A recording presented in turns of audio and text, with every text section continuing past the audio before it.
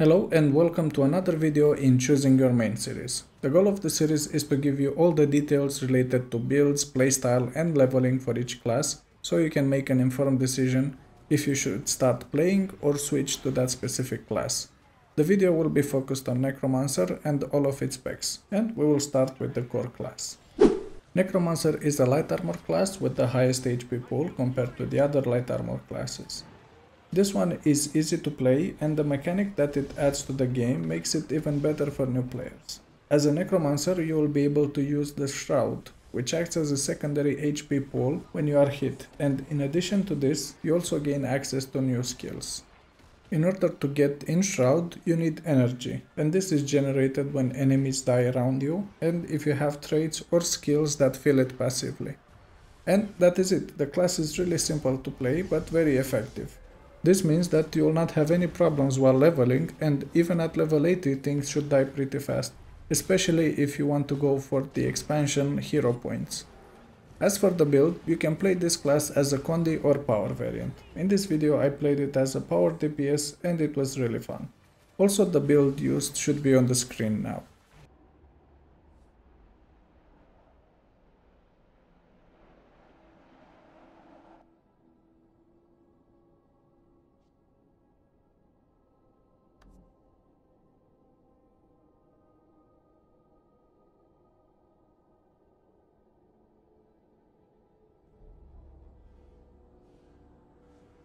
Moving on to the first elite spec, we have Reaper. This spec is a pure DPS and it can do both power and Condi damage depending on what you like.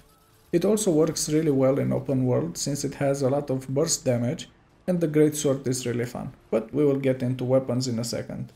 Let's talk about the class mechanic. A Reaper gains access to the Reaper Shroud, which is an improved version compared to the base class that has a different set of skills, which do a lot more damage. Oh, and actually the most important thing is that you have a big scythe while in Reaper form. In addition to this new form, you also gain access to shouts and the greatsword.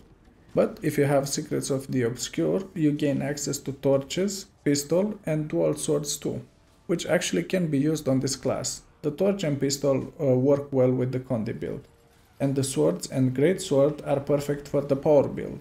Swords are really fun since they have some range and compared to the staff they do a lot more damage, but on Reaper you do not need to switch weapons too much. Greatsword and Reaper Shroud are enough to do lots of damage. As for the builds, I will put the Condi build in the description and the power build that I use should be on the screen now.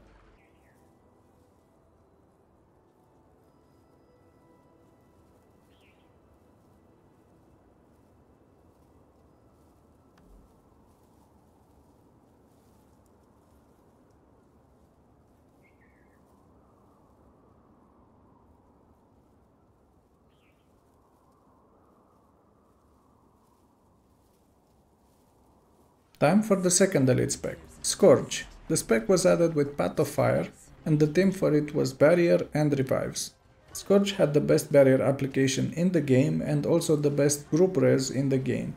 Now it is decent in both after quite a few nerfs. The build variety is great. You can play as Heal Alac, DPS Alac or full Condi DPS, and all of them will work in almost all the content in the game. The only downside that I can think of is that you have just one option for stability and ages, which can be problematic in some encounters. But other than that you are golden.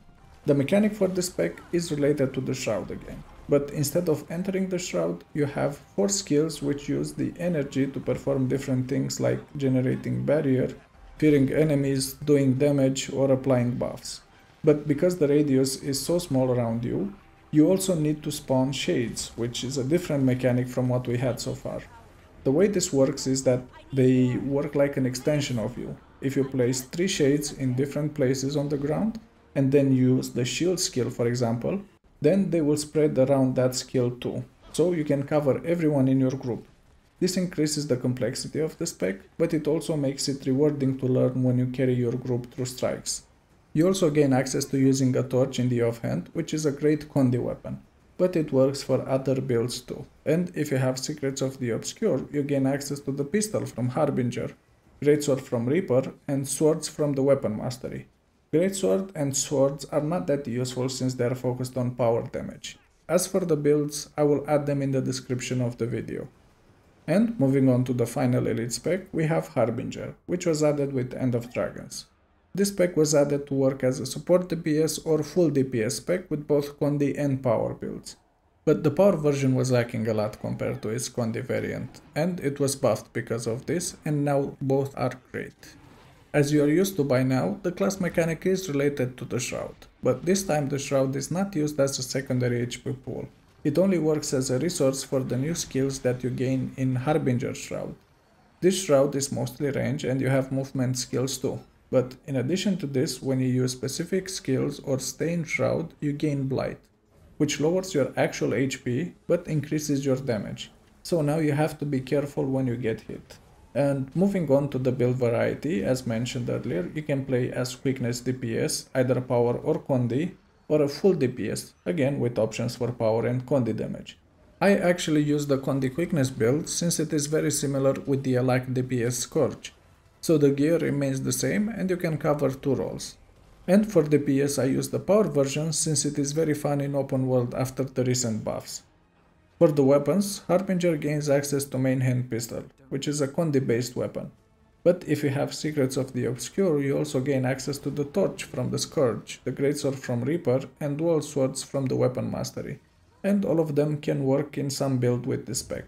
As for the builds themselves, I will add them in the description since there are quite a few. And that is all for Necromancer. It is a simple class that can do a lot of damage and provide plenty of support with all of its specs. The complexity ramps up a bit when taken on Scourge or Harbinger, but it is a lot simpler than Mesmer, for example. The DPS builds have decent benchmarks and are a lot of fun in open world, especially if you have Secrets of the Obscure. Of course, there are some downsides as we have with all the classes, and for Necromancer is the limited access to support boons like stability and ages. But if you want to play the DPS versions of the support, then you will not have any problems. If you want to see more content like this, please let me know in the comment section below, and if you enjoyed the video, please click the like and subscribe buttons.